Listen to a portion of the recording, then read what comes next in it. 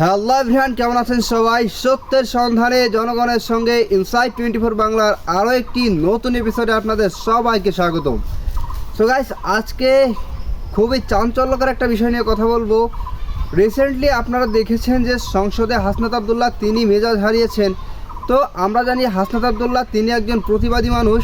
তো হাসনাত আবদুল্লাহ তিনি কেন এত মেজাজ হারালেন, কার উপর তিনি এত রেগে গেলেন? আমরা দেখেছি যে নাহিদ ইসলাম তিনি তাকে বাধা দিয়েছেন বা তাকে জাপটে ধরে রেখেছেন, এবং তারপরও তিনি হয়তো বা এদিকে আসা কারো দিকে যাওয়ার চেষ্টা করছিলেন, আমরা এটা দেখতে পেরেছি। তো এবং সাম্প্রতিক সময়ে আমরা এটাও দেখেছি যে সংসদের সম্মানিত স্পিকার, মাননীয় স্পিকার তিনি হাসনাত আবদুল্লাহকে ওয়ার্নিং দিয়েছেন, এবং তিনি হাসনাত আবদুল্লাহকে ডিরেক্টলি বলেছেন যে হাসনাত আবদুল্লাহ, এটা শাহবাগের স্কোয়ার না, এটা হচ্ছে পার্লামেন্ট। সো আপনার বিহেভ সেরকমভাবেই আপনি বজায় রাখেন, আপনি সংযত থাকুন, কেননা রাস্তাঘাটে আপনি যেরকম বিহেভ করবেন, ব্যবহার করবেন, সংসদে আপনি ঠিক সেই ব্যবহারটা করতে পারবেন না।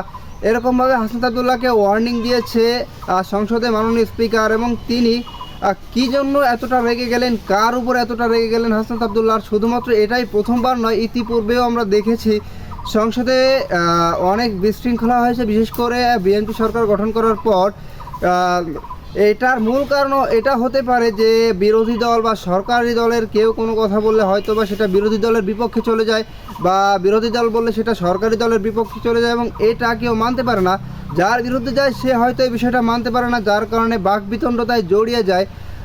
তো মাননীয় স্পিকার তিনি এই বিষয়টা বলেছেন যে এখানে মেজাজ হারালে চলবে না, শুনতে হবে, বুঝতে হবে, নোট করতে হবে, পরবর্তী সময় যখন সময় আসবে তখন বলতে হবে। এবং ইতিপূর্বে আমরা দেখেছি যে সংসদ থেকে যে 11 দলীয় যে জোট আছে তারা কয়েকবার ওয়াকআউট করেছে। তো এবারও দেখলাম ওয়াকআউট করেছে, এবং তাদের ওয়াকআউটের কারণ পরবর্তীতে তারা জানিয়েছে।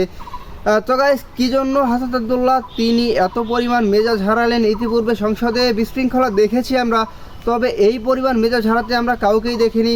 তো কেন হাসনাত আবদুল্লাহ এত পরিমাণ মেজাজ হারালেন? কথা না বাড়িয়ে চলে যাব আমরা সরাসরি স্ক্রিন, এবং বিস্তারিত থাকছে সম্পূর্ণ ভিডিও জুড়ে।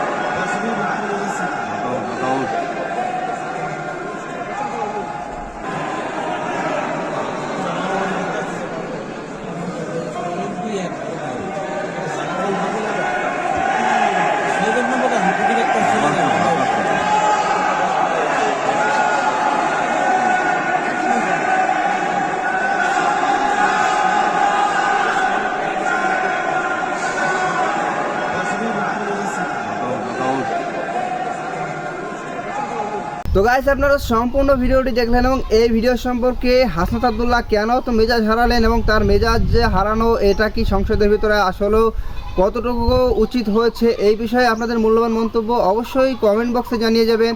দেখা হবে আপনাদের সাথে অন্য কোনো ভিডিওতে। ততক্ষণ পর্যন্ত ভালো থাকবেন, সুস্থ থাকবেন। আল্লাহ হাফেজ।